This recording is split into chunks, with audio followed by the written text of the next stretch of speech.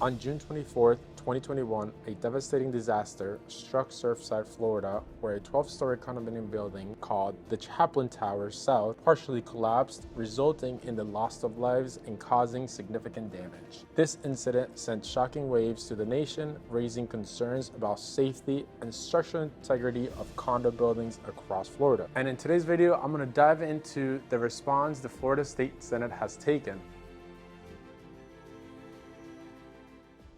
What's up, everyone? This is Jaime Cristancho, your Fort Lauderdale and Manors real estate advisor. First things first, let's dive into the Senate Bill 4D. This was shortly after introduced with the goal to enhance safety measures in condominiums in the state of Florida. This is especially prominent in areas like Fort Lauderdale that have large numbers of condominiums. So what are the requirements implemented by Senate Bill 4D?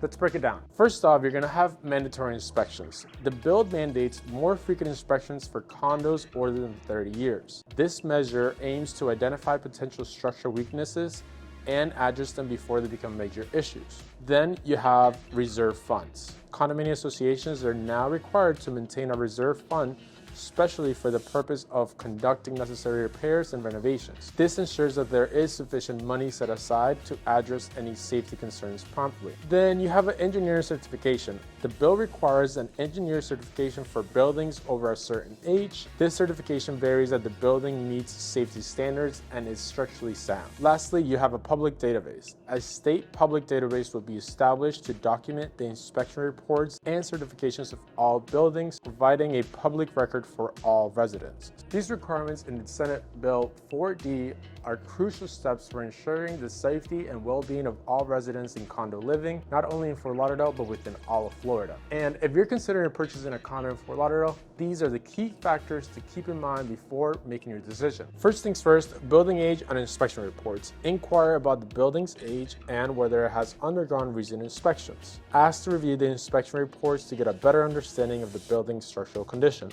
Then there is an association's financial health report.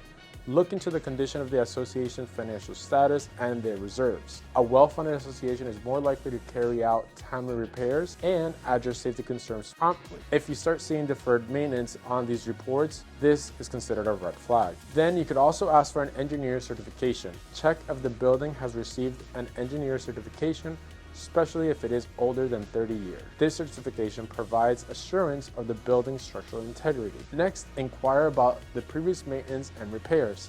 Ask about any previous maintenance or repairs the building has gone under. This will give you the insight into past issue and how they were addressed. Lastly, consider location and environment.